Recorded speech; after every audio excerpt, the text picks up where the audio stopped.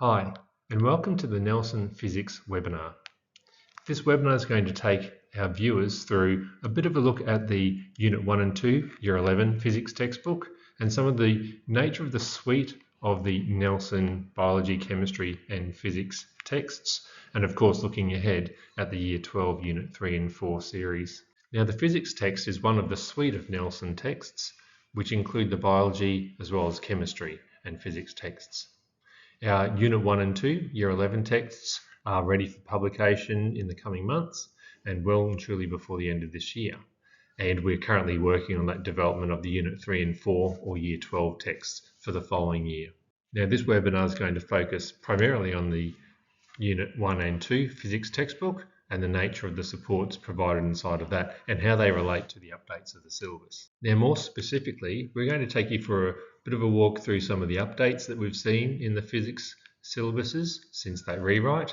We'll have a look at what a text series looks like and the slight differences we've made there, the enhancements that are going to better equip our students to work with that physics syllabus. And we're going to have a look at some of the supports for our teachers and our students working with Unit 1 and 2 and obviously going on into Unit 3 and 4 with our physics syllabus. Now, a little bit about me. I have more than 25 years of teaching experience and specifically in the physics area, as well as having written textbooks in physics and mathematics and science over my career. In particular, my expertise as being a subject matter expert, and in fact was part of the learning area reference group that worked with the QCEA in the development of the syllabus at its outset, ready for implementation in 2019, Year 11.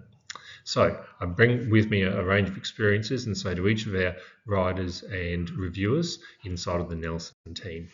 As you all know, the syllabus has had a slight rewrite. We saw the version 1.0 earlier in the year, and then most recently a version 1.1 review of the syllabus document.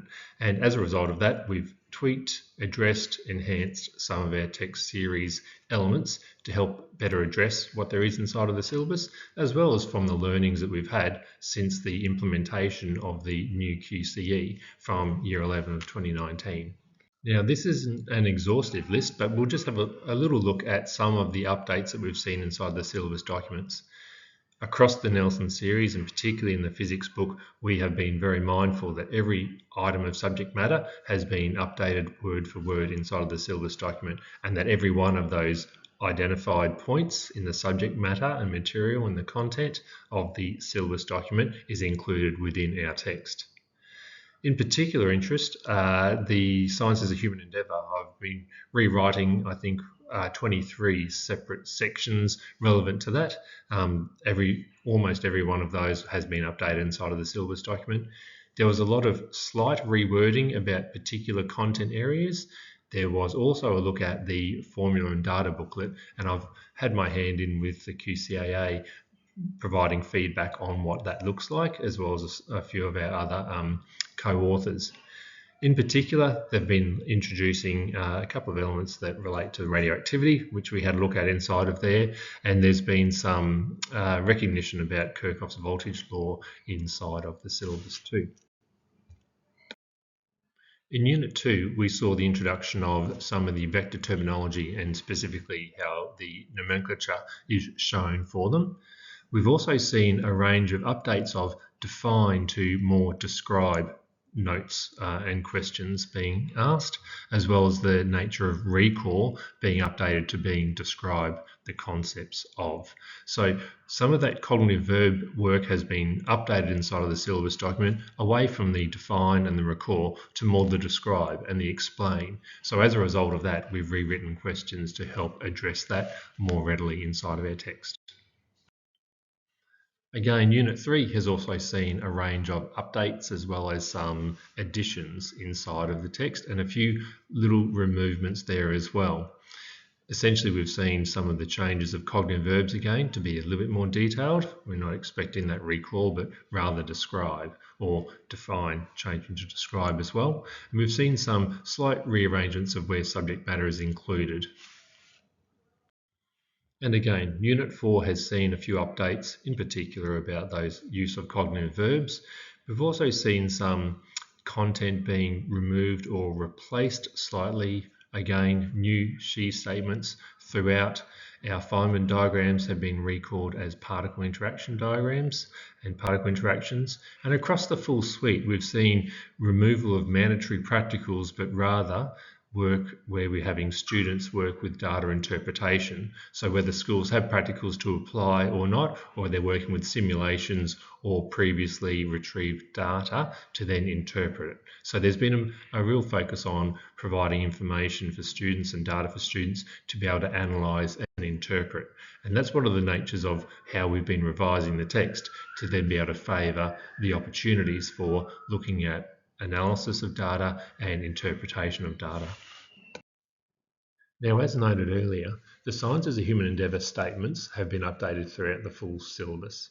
Our text has also updated each of those, and we've taken the novel approach of looking for a deep dive into at least one of those for every one of the units. So, for example, the nuclear medicine imaging, a window into the body, looks at the exploration of the advances in medical treatment and imaging that have come from a deepening understanding of the properties of nuclear radiation. In particular, the anthropogenic climate change, and one of the items that some of our students might use as a research investigation as they're completing that work. It explores the development of new technological and understandings of heating processes and measurement of radiation around the Earth to predict global temperatures and the effects of human-induced climate change. So those provide a practical way for students to really engage with that science as a human endeavour. And how this actually looks inside of the text is a two-page spread on each of them with a range of sources of data, information, and further reading for students to engage with.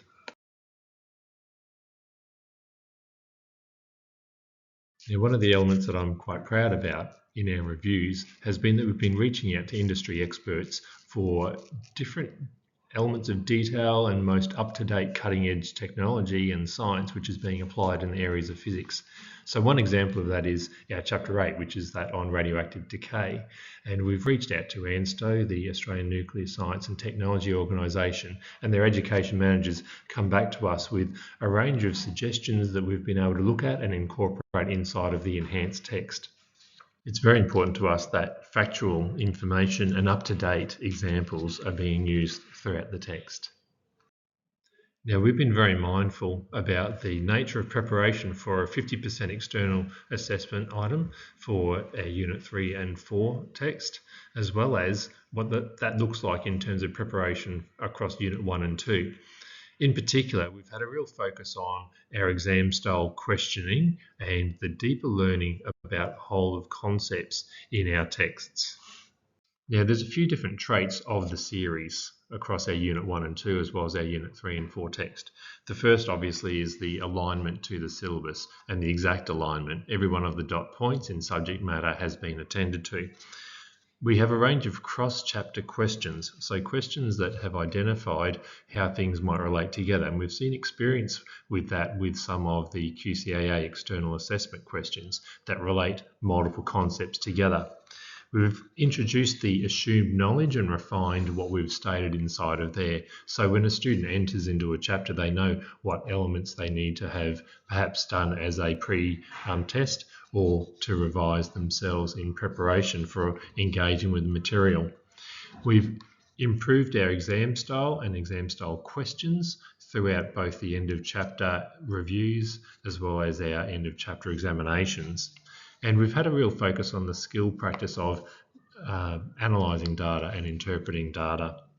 The practical investigations that we've included throughout, their use is still going to support their science inquiry skills as well as the data interpretation and analysis. We also have sections which may deal with stimulus material or just the tables of data to then interpret and analyse themselves. Now, being a physics syllabus, not only does every dot point align to the content and material provided and supported by the text, but every formula which is introduced. And as a matter of fact, every one of the formulas introduced, as well as the variables which are associated with it, are defined then and there. Our highlighting of the key and foundational knowledge is not just in the assumed knowledge sections at the start of each chapter, but also in the key breakouts that we see, where we see key formula, key definitions in the side, and that is really highlighted for students and at ease of reference, as well as a point where they can review quite readily throughout the text. As noted, our exam practice and our exam style has been revised throughout the text series. So we're looking at those multiple choice offerings as well as short response questions, and there are plenty of them to be able to provide students with multiple practices as they prepare themselves for the nature of external assessment.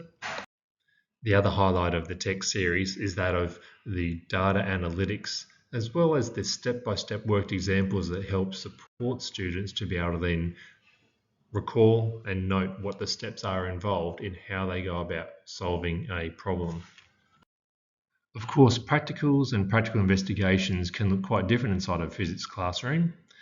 Conducting practical experiments provides that science inquiry skills, the real hands-on and practical experience for students engaging with different materials and to be able to really test things and experiment. There's also the nature of investigations with interpretation of data or simulations even, say with radioactivity, where our students are analysing and interpreting the data based on the examples provided inside of the text, but perhaps not getting their hands so dirty along the way. We appreciate how busy all of our teachers are, and particularly looking at the revisions of a syllabus document and ensuring that they are employing every one of those dot points required of them with their students, and the text is going to help you out with that. Just knowing the reassurance that every one of those dot points has been looked at and addressed, and that there is every one of the formulas required in the formula and data booklet provided, and with examples and key formula breakouts within the text for students to refer to.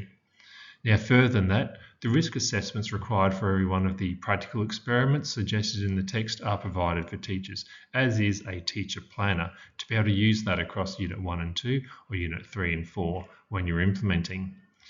Chapter-based PowerPoints, the unit exams, which can be used for on-demand questions, as well as a whole range and bank of other questions that can be used to develop your own formative assessments.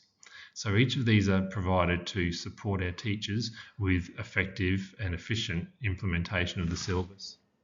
We also have a range of other resources which are provided digitally to help support our teachers and students as they engage with material.